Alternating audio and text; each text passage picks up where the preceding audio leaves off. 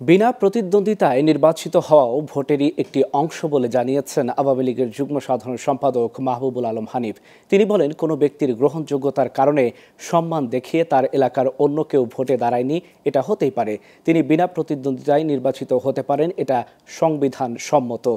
বেলা 11:30টার দিকে কুষ্টিয়া জেলা কালেক্টরেট চত্বরে বিসিক উদ্যোক্তা মেলা উদ্বোধন করে তিনি সাংবাদিকদের এসব কথা বলেন। হানিফ বলেন, কোনো প্রার্থীর জনপ্রিয়তা অনেক বেশি, কোনো প্রার্থীর কম। এমন হলে ভোটের ব্যবধান বেশি হবে। ভোট একপাক্ষিক বা দ্বিপাক্ষিক বলে কিছু নেই। ভোটাররা ভোট কেন্দ্রে যাবে না বলে বিএনপি নেতারা যে কথা বলছেন তা জনগণ সমর্থন করে না।